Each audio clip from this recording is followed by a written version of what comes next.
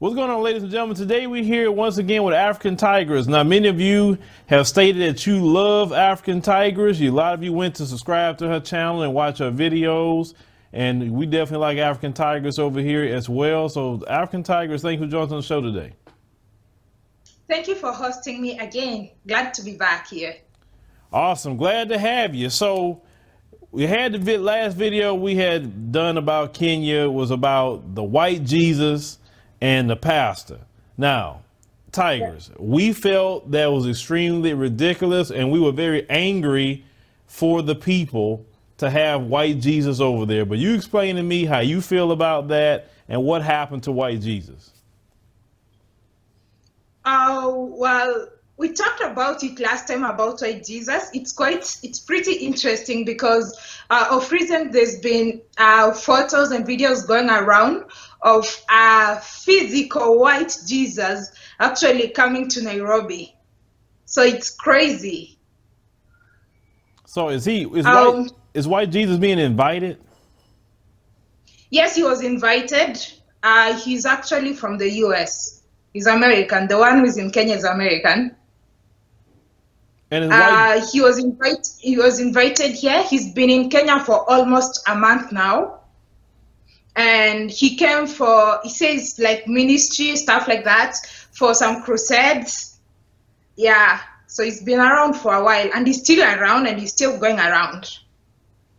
Okay, so the rumor of white Jesus being deported wasn't true. No, he wasn't deported. He wasn't deported. That was a rumor, because there have been rumors he was deported. There was another rumor that he died. But those are rumors because he wrote a message on his Facebook page, and he said, like, he's not been deported. He's still in Kenya going around bringing people to Christ. Okay, so when people see him in the streets, from what you've kind of heard, are people like just like falling all over him? Like what are they doing? So initially the first video I saw about it, there was a man who was announcing that in Swahili he said, like, announcement. The announcement we have today is that Jesus is in Kitengela. Of course, when it went like viral, because I know it went viral worldwide that there was a Jesus in Kenya, he wrote a statement and said that he did not call himself Jesus, and even the people invited him, they said that they did not call him Jesus. But I saw the clip, and they spoke in Swahili. A lot of people have come to the defense of this man, including evangelists from all over the world, coming to the defense that he did not call him Jesus. But the person who was going around inviting people to attend the crusade actually said in Swahili, announcement. The announcement that we have today is that Jesus is in Kitengela. Okay, so let me ask you a question, because I know a lot of people on the continent are Christians. Now, how many people, in your opinion, actually have read the Bible to understand that Jesus was not white? A lot of people rely on what the pastors say. A lot of people, and there are some people who maybe probably don't read, and most of the people who are like very religious, probably they don't like really have that deeper knowledge about Christianity, or maybe some don't even have like higher education or something, like a skill to, how can I call it, like a mental skill to analyze and question everything. They don't have that. So what the pastor says is the truth, actually the Bible truth. Right. Well, there was this piece that was written called the 10 basically 10 rules of slavery, and in part of it they said that we must convince the Africans that God is white. So this is where your white Jesus comes from, and historically they have used, when we say white Jesus today, to enslave and trick Africans. So since we have the internet and we have WhatsApp and we have YouTube, why is it that you feel that people are still falling for white Jesus? Because they don't have access to the internet, or they don't read the Bible, or what do you think? It all starts from when people are very young. Because most parents, when they have children, the first thing is to take and dedicate them to church, and they tell them to follow like all the trainings. And you cannot question the Bible. That's how it is. You cannot question the Bible, or you cannot question the pastors. There's some kind of respect, or there's some kind of fear, I think, that is instilled, that people don't want to question anything regarding the Bible. So that's the reason why they would not even go seek the truth online or whatever, because you cannot question the Bible. So you being a woman who really see a lot of things for what it is, like as a Kenyan, you saw this video go viral. How did you initially feel when you saw that? I was just so saddened and very disappointed, especially for the fact that that was in Kenya. And people were so excited about it, because a lot of people took photos with him and they posted on social media. But I'm so glad, because a good number of Kenyans actually told them off, like, this is very low and this is very stupid, worshiping somebody because you think this person is Jesus. And like, this is not the first time. There's a time, was it about 2 years ago, there was a man who was walking in the streets of Nairobi barefoot. Like, he was I'm not so sure if he was white or he was Arab, Asian. I can't remember the rest, but he had the hair, like that mentality that they have, how Jesus looks like. So he was walking in the streets, and people were so excited because they felt like, oh, they've met Jesus in the streets. So it's very disappointing and very sad. So are more people starting to feel like you in Kenya, like starting to see the truth for what it really is, or people kind of stuck in the old ways? I think a good number, especially for this younger generation, I feel like a good number are actually seeing the truth. For the younger generation, a good number, like, let me say, like, most people who are like 35 and below, with the exposure and the internet and all that, I think a lot of people are starting to question and starting to learn what the truth is. Yeah, because the biggest population on the continent of Africa is, as you stated, in that age range, and I really believe that the liberation of Africa can come through that group in itself, because, like you said, they're not stuck on the old ways. They're not with the white Jesus. They don't even want to hear all that. They kind of just want to see things for what it is. Yeah, for sure. It's gonna change with the younger population, especially for the Kenyan context. I've traveled. I think it's the level. It's different in every country, because of the level maybe of civilization or exposure is different in different African countries. I feel like in Kenya, we are getting there. Like, there's more exposure and people are open to question. Yeah. Like the younger generation, they are open to questioning, compared to maybe some places I've visited. You cannot ask some stuff about the Bible, about religion. Yeah. Right, and now I want to switch gears on something, because I'm pretty sure you heard a lot of this is going on here in the U.S. and I'm gonna refer to a comment that you made actually on our page. So yeah, so that the lady called the man anywhere you see a couple of those videos. Then also you see all the shootings of people, like in the Walmart they did recently, or the bar. And I saw you left a comment, and you had said in the comment, if you come to Kenya, you won't have nobody calling you anywhere. You won't have those problems. Could you kind of expand on that? Because a lot of people in America really don't realize it's not normal to live with people calling you names like that or shooting you in a store. Yeah, it's crazy because, okay, the fact is, if you come here, there are lots of things I see that are happening in the US, especially the fear that the Black people live with and the name calling. I don't know. It's crazy because when you'll get here, there won't be that. It's different here because you are all the same. Sometimes you really don't even realize that there are other races, especially in some places you won't come across different races. So it's much easier over here, no name calling. And I also saw the video about the kid who was running away from the cops, the one whose bike was hit by the car. Yeah, I saw that and I was so surprised. Like, how? Like, what if they smashed or killed him or ran over that kid? Well, let me tell you the attitude it would be in America, and this is why certain things are happening in this country. They would say, "Well, he shouldn't have ran from the police." Well, a lot of times, black children are running from the police is because police is killing them, and this is the thing, Yeah. Tigress. The white police kill a black child, but you have a white male that goes shoot up 20 to kill 22 people in a El Paso Walmart, and then when they arrest him, they take him like nothing happened.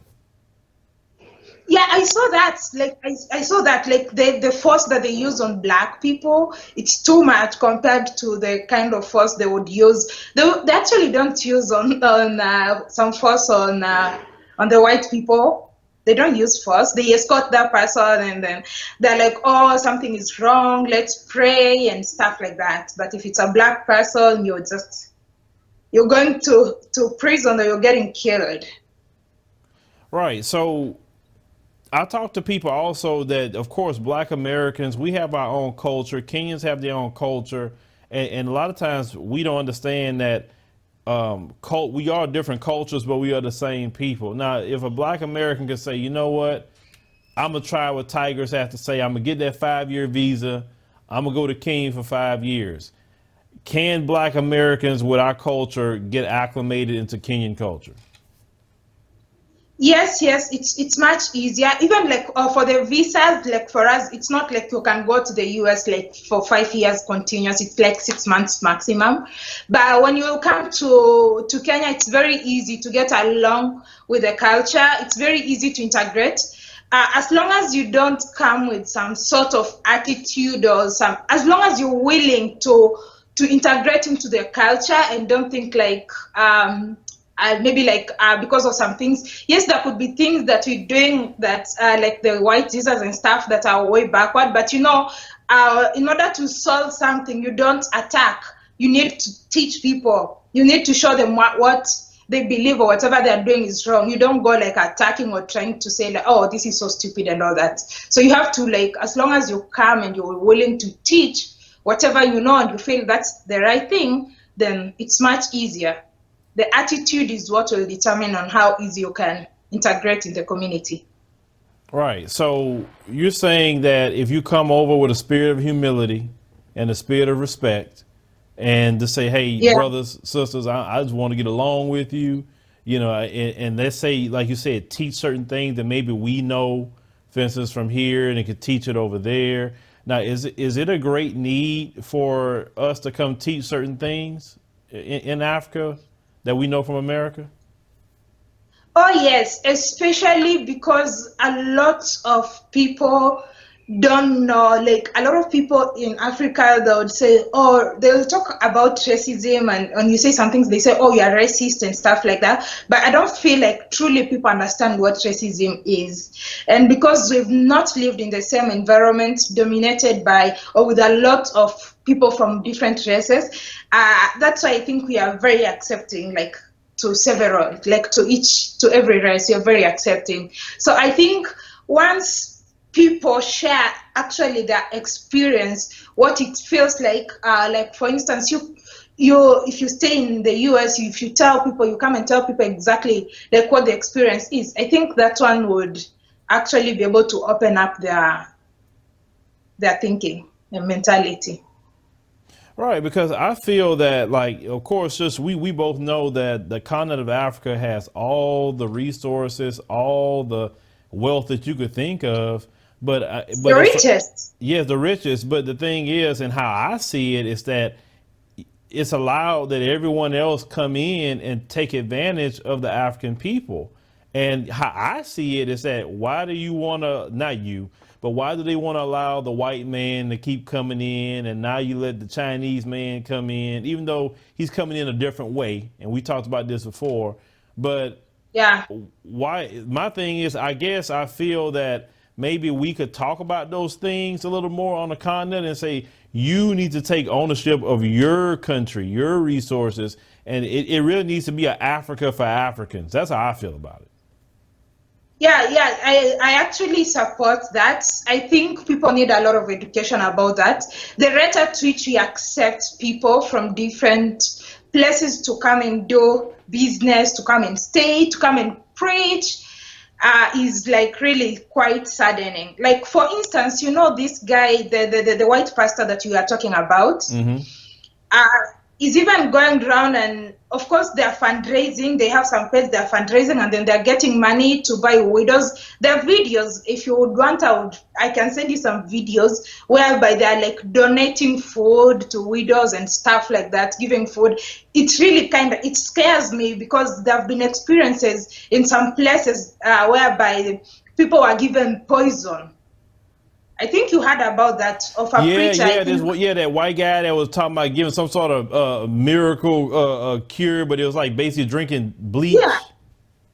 Yeah, industrial bleach. So this time around, they are giving out food and stuff like that. But I don't trust them. I don't trust the food that they're giving the children, and because they're giving the food to the children and to the widows. I don't trust the kind of food they're giving, and I just feel like measures needs to be put. Our authorities need to put measures before someone can decide to go and give. They should check what the quality and the quality of the food that they're giving to the people. Is it safe for consumption? Well, you're right not to trust them. You're 100% right not to trust them, because I said in a video before, you don't want to help out Black Americans, but you get on a plane and you go way to the continent of Africa, and you talking about helping Black people, and then we look up, you're giving them bleach. We look up the other lady in Uganda. She's up there treating children with no medical license, and a lot of them are dying. And I'm looking at it like, brothers and sisters, why are you allowing them to come into your countries? You mean you have nobody in Uganda, nobody in Kenya that could help the people? I mean, shoot, could you reach out to Black Americans to come? I mean, I just believe, like, I'm like you, I don't trust them based on their history. I mean, we had all these things happen to us, and then what happens, Tigress? They have poor children in Europe. Why don't they go to Europe and help the poor children in Europe if they want to go overseas? Why always Africa? Have you ever asked that question? It's crazy. Like, why just Africa? And the way they're obsessed with bringing people to Christ is just crazy, because they're always talking about numbers, and they're even going to schools, which is, I don't know. They're going to schools. Like, I've been checking on the Facebook page of that man, and he's going to schools, talking to kids, lots of kids, and he's like kind of obsessed with numbers. He says, oh, today we went to 9 schools and we brought over 40,000 students to Christ, because he's putting the figures out there.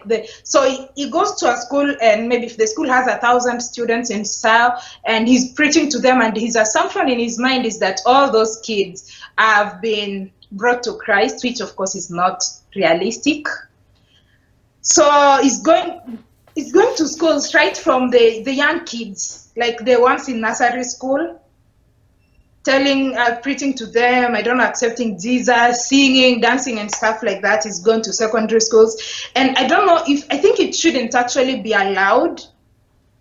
It shouldn't be allowed. If I've taken a child to school, if I had a child and I take the child to school, I think there should be consent there should be consent between the parents and the teachers. Whom are they inviting to interact with their kids? Right. In the U.S. it's illegal. They can't do that here in the U.S. They have a thing called... Yeah, it's illegal. It's called separation of church and state. So they can't go to a school and try to convert your child to a religion. No matter what religion it is, they can't. I mean, they have to do that at a church or whatever. Yeah, it's illegal here in the U.S. So it should be, maybe they can put that in the books or make it illegal, because I wouldn't want nobody to push their religion on my child, whatever that may be. But this is the problem with Mr. White Jesus there from the U.S. Why don't White Jesus come back to the United States and talk to his white brothers and white sisters here to stop being so freaking racist and stop having white supremacists run around killing people? That's what he could be doing. He don't need to be in Kenya. He need to be here.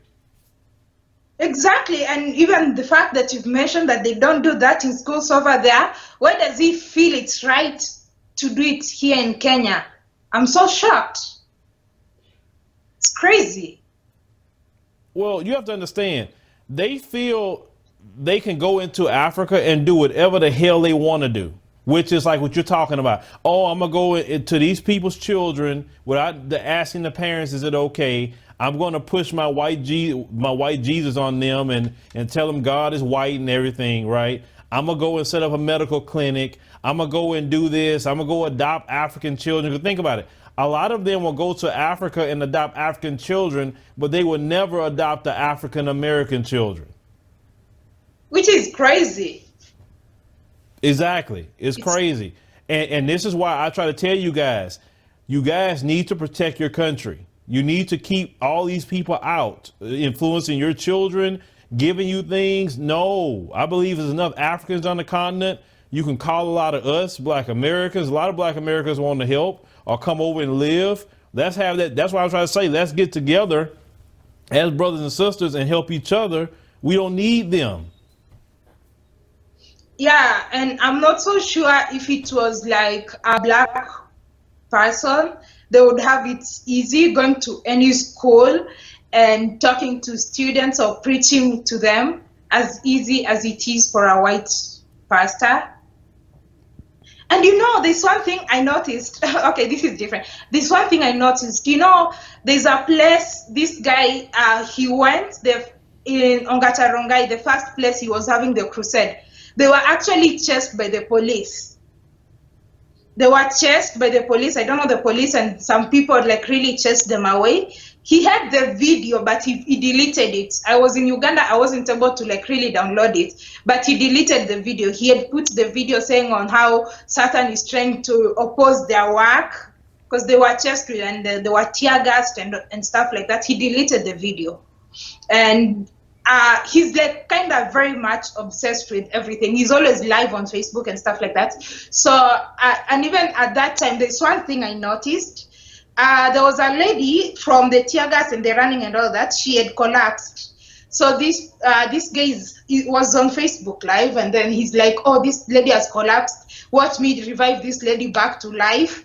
And then he goes, and then he's doing all those speaking in tongues and stuff like that. And then at the end, he says the lady has been, the lady is now well, but does not show because you had already captured in video, and he was capturing the lady when she was down. Why didn't he show it on video that actually the lady is awake or is has come back to life as he was claiming? Well, it's all about, unfortunately, it's all about scamming. See, they know they can't approach Black Americans with that scam because they can look at you like, man, if you don't get the hell out of here, I mean, that's the way you're going to respond. So they know, because like you said, a lot of people have been exposed. So this is why I feel that a lot of us, need to come and, if anything, teach the ways of the colonizer from America, right? Because we've been dealing with this beast, that's what we would call them, for 400 years. And they're still trying to do the same thing in Africa. A lot of people are waking up now. I see that, more people waking up, but they're still trying the same tricks because that's wrong and that's abusive and that's exploitive to them. Yeah, sure. I think a lot of you need to come and maybe teach the truth because it's crazy. It's so crazy. Actually, after watching that particular video, I knew this person is totally a scam. And the fact that they're getting money, actually. They're getting money. And this guy, he's working under Christ for All Nations. And that is the very same ministry by Reinhard Bonke. You know Reinhard Bonke? Yes, I know exactly what you're talking about.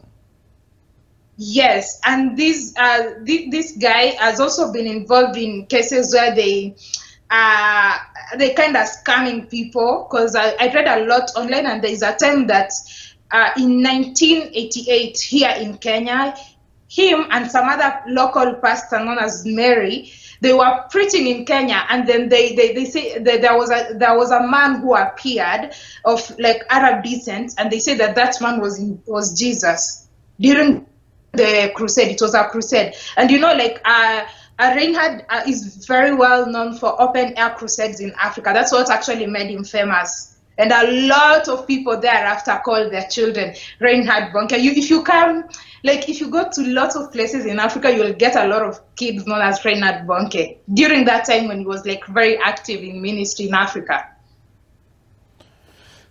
Yeah, they want to spread, this is my thing. They always try to spread Christianity, but let's talk about America. How could you be so much a Christian nation, but it's okay to kill black people? You plant drugs on black people, get them put in jail. The police kill black people and they don't go to jail. I mean, even if a person is not a police, they can kill a black person. A lot of times it don't happen to them. You have a lot of racism. Like, why aren't you staying in America, like as I said before, and preaching to your fellow white people to stop being so racist and hateful toward black people? Because the Africans don't need you over there with that. They don't have that problem. It's an opportunity for them to make money and get resources. Of course, Africa is rich and full of resources. Africa is the richest in resources, natural resources. And also by them doing that and having like an online fundraiser, like there are a lot of people who are donating money and stuff like that. It's a business for them. And I think they now know, like last time we had a conversation, I told you, like, one of the easiest way to become very rich, most people have actually, it's church. Because even the poorest, they believe in giving you, even if like you are richer than them, they believe in giving, even if they give their whole. And even the kind of testimonies that the people give, you'll find someone giving testimony that like, oh, last time the pastor prayed and I gave all the money I had, including my transport or my fare. So I walked home 30 kilometers. The next week I was called and I got a job. Praise God, And now they've realized it's an easy way of making money. If you can pray for them and stuff like that, then get few people to come and give testimonies. They believe that same thing is going to happen to them. Right. That's why I was thinking about, and I was talking, thinking about even just doing maybe a tour on the continent, just to speak against that, like decolonizing the mind, because these people try to keep you enslaved in your mind. And once you're free in the mind, you're free completely. Because why is it you're going to give away your fare to get back home, money to feed your children, everything to this man? I'm like, God don't need your money. God don't need nothing from nobody. If you read the Bible, it teaches God owns it all. So why he needs something from you? It's a business. It's a business for them. They want to make money. And they just realize the easiest way to make money is to like just get like I told you, you can have a gathering and then just preach about something, anything, the basic things like sickness, job, because people are looking for a job and stuff like that, and then you'll get offerings. So it's so crazy. Yeah, that's why I believe in the continent of Africa, you need to have a great movement of black empowerment, because once you have black empowerment in you, and you won't be paying attention to white Jesus, you're going to be looking at yourself, loving your family, and you're going to want to rise up and do a lot more to make Kenya, great, or South Africa great, or etc. Because the thing is, Tigress, they fear. They don't want us all to become united, and they don't want a united Africa either. Trust me. Like what Julius Malema said recently, they don't want that. They don't want to have a borderless Africa. They don't want that. But do you know, like even the people who are educated, even the ones who are educated and have the exposure and all that, the problem is the fear that is instilled from the time that people are young. Because there's some people, yes, they can understand. It's people you can talk to. They say, okay, I get that part, but personally, I cannot question the Bible. Like there's some sort of fear that is instilled in people. I think that's the biggest challenge. And unless the mentality starts to change from young children, it's going to be a challenge, because there's some sort of fear. You cannot question anything. And when even you tell someone who's educated and you're trying to like really have a conversation with them, they're like, oh my goodness, you cannot talk about that. So you would say the best step for them is to show them out the Bible that Jesus isn't white. Chances are that the people who would not even want to listen to that. So let's say if you sit down with the Bible and you have a bunch of people and you give them all the Bible and you tell them, turn to this particular scripture. I want you to read this for me and see what it say. And if they read it for themselves, you think they won't change? It would take a lot more than that. It would Okay. take a lot more than that because they'll like the mind has already been colonized. So decolonizing itself is a process. Okay. So So yes, they will get that, but they would then, you'll get to some. I've had some conversations with people, and then at the end they like, oh, I don't care about the race. I don't care about which race, as long as I just follow the teachings and stuff like that. I don't care what race he was and stuff. Yeah, whether it was black, whether it mm, was white, whether it was what. Personally, I don't care about the race. And then a lot of people say, it's better to believe. It's better to believe. Like he was there and like to believe in that, then there's a theory, I've forgotten the name, but it's like it's better to believe he was there and like to believe in the white Jesus than to come and then when you die and then you realize that he existed and you did not believe in that. Yeah, there's something like that. well, I tell everybody, I believe in Jesus. I just believe in the real Jesus, not that fake one. So basically, what you're Yeah. saying is that it'd be better to focus on the younger generation because the older generation is kind of set in their ways and they're not going to hear you, which it makes sense. Yeah. But so the younger people is the one to get to. That's going to be the future of Africa. Well, like I said, I'm listening to you because as I go, like I said, I'm going to October. I plan on being back many times. So I just kind of want to know a strategy in how to do things. I think it's better, like, it's easier to start with the younger people. The younger generation. It's much easier to start from there to tell them the truth. All right. So you was in Uganda recently. I seen that. How did you enjoy Uganda?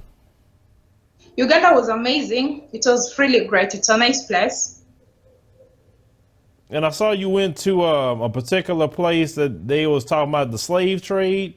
What did you learn from that? Oh, oh yeah. A lot of people when they talk about slave trade, especially a lot of people in the US, when they talk about slavery, they always talk about the transatlantic slave trade, which took place in the West Africa or the west coast of Africa.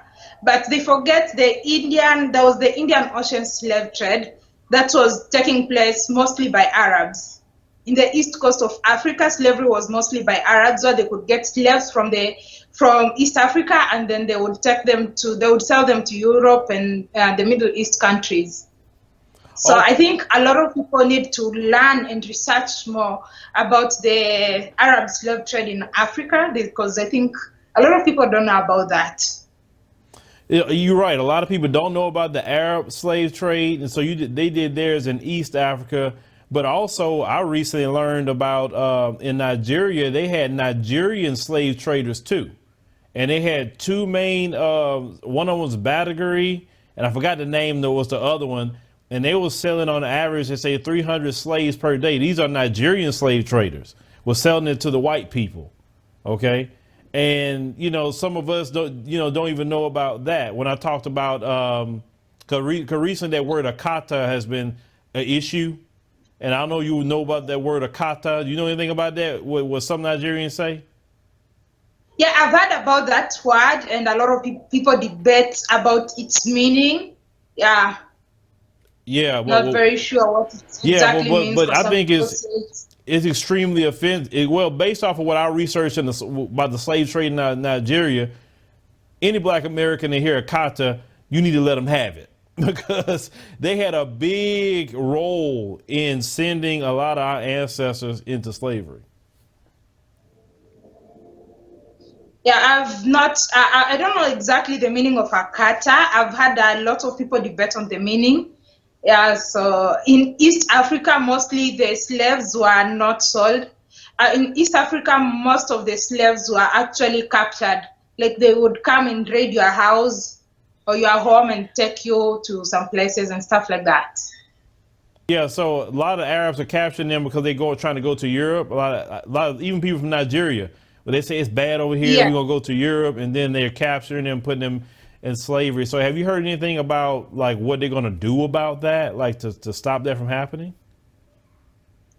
Well, I don't know. At the moment, I actually don't know what can be done in Libya. it's what's happening in Libya is like really very sad. Sometimes I don't want to talk about it, but the West is actually the problem. The problems of Libya actually come from the West Exactly. because Libya was the richest country in Africa.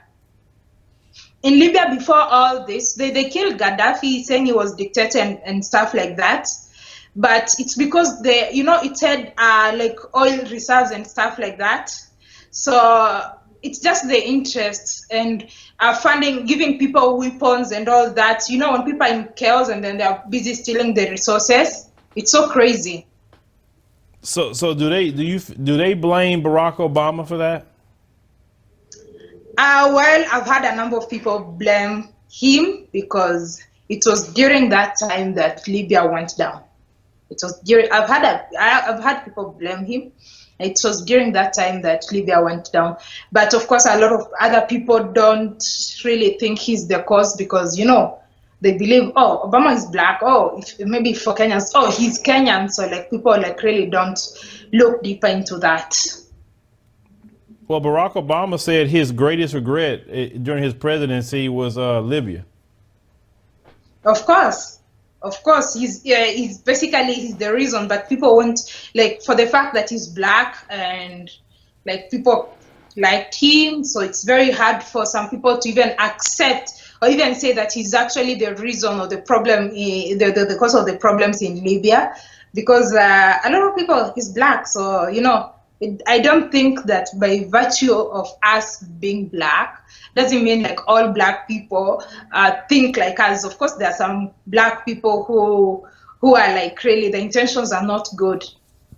Yeah, Tigress, I'm glad you said that. We're finally learning that here in the U.S.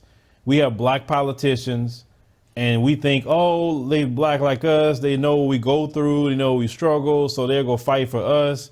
And then when they go up there, they just collect their checks. They don't do anything, and they side with the white people over us easily. Oh, And so now we've woken up and say, you know what?